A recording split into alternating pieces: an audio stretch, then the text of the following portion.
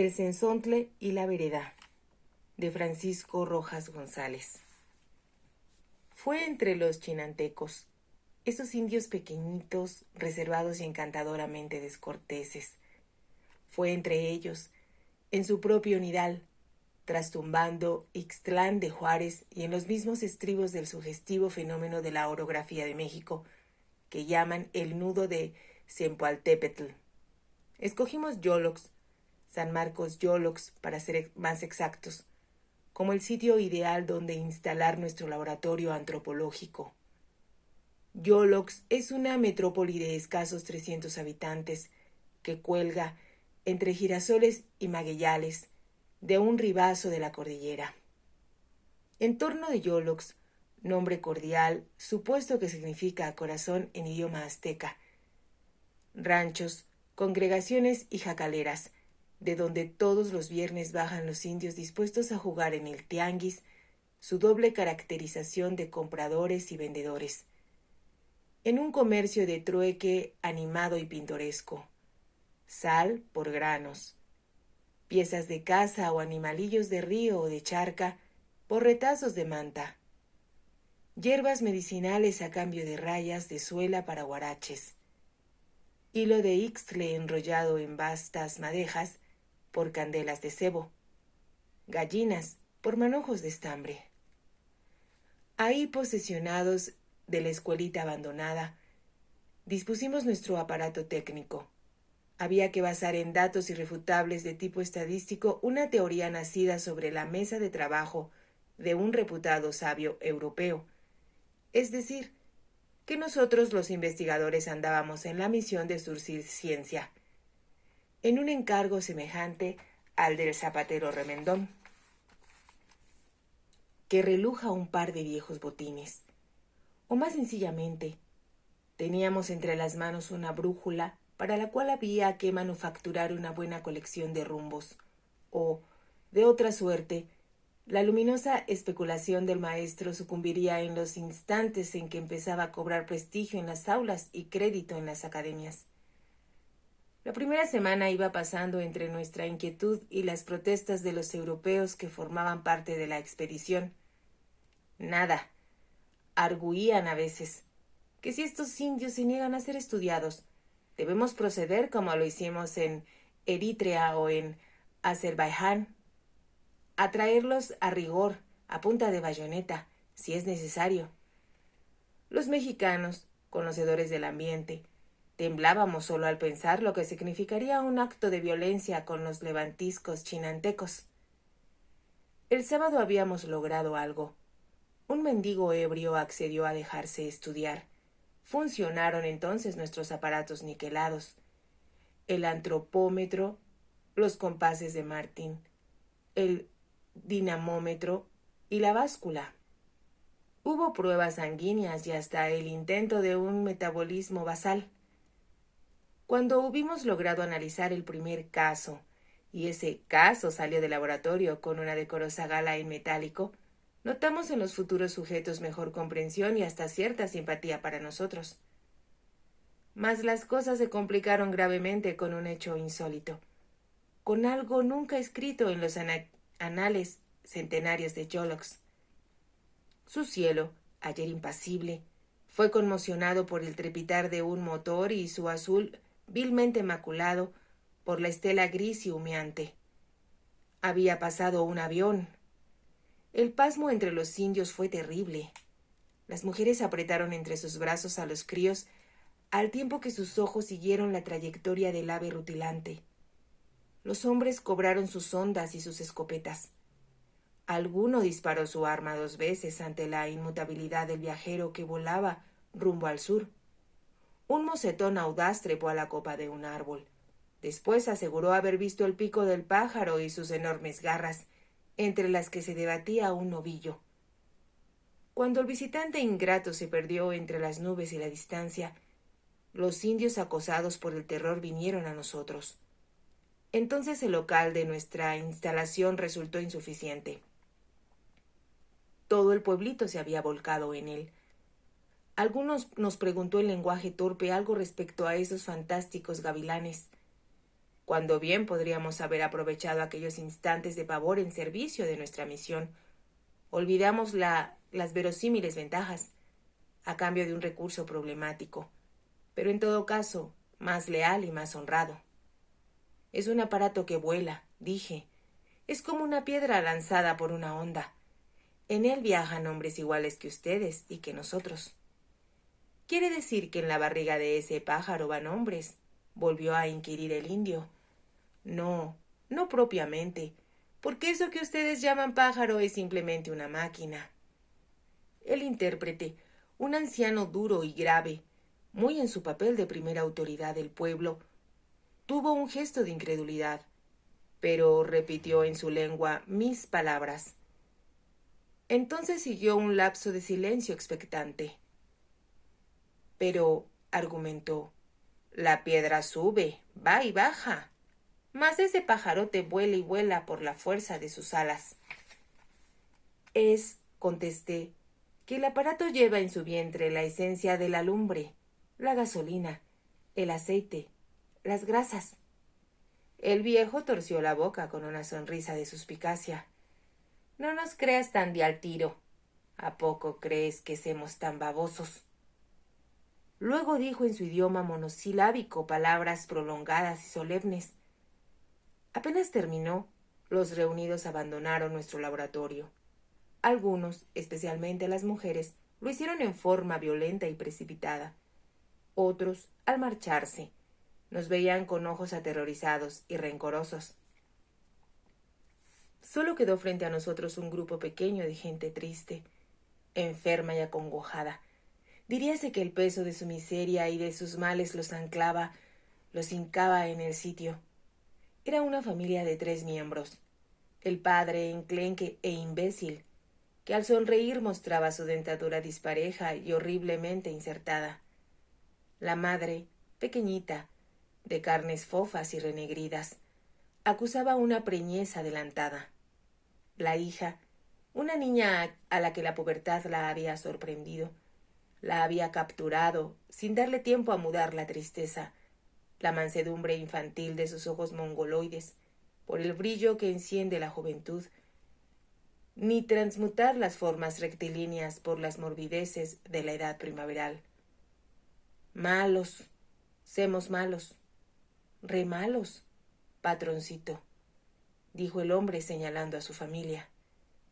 El diagnóstico resultaba fácil entre los evidentes síntomas. Todos eran presas del paludismo. Así lo decían a gritos los semblantes demudados, su mueca decaída, los miembros soplados y amarillentos. Malos hemos, re malos, tatitas, repitió el indio con voz llorosa. Pero para nosotros, más que enfermos, aquellos miserables eran sujetos de estudio, elementos probatorios quizá de una teoría nacida en remotos climas, que necesitaba el abono de la estadística, del fertilizante del guarismo. Eran cifras con que operar. Ante el asombro de ellos volvieron a salir los aparatos científicos. Averiguamos su estatura y su volumen, el largo de sus huesos, la forma de su cráneo, el peso de cada uno y las particularidades coagulativas de su sangre. Ellos, con el asombro, con el espanto columpiando de sus pestañas, nos dejaban hacer, seguros de que nuestras maniobras les darían la salud. Cuando hubimos satisfecho todos los complicados cuestionarios, los dejamos descansar. El hombre dijo algunas palabras a los suyos, al tiempo que tomaba mi mano para besarla. Igual cosa trataron de hacer las mujeres. Yo, lleno de vergüenza, esquivé aquella manifestación de agradecimiento. Me hallé culpable de engaño y de mentira, del uso de un expediente innoble, aunque necesario en aquellas circunstancias. Entonces recordé que nuestro botiquín podría encontrar algo que aliviara un poco las dolencias de los desventurados. Di con un frasco de quinina en comprimidos. Llené de aquellos hermosos granos escarlatas y brillantes como peonías las cuencas de las manos que se me tendían trémulas, como avecitas sedientas. Acaricié a la muchacha y los dejé marchar.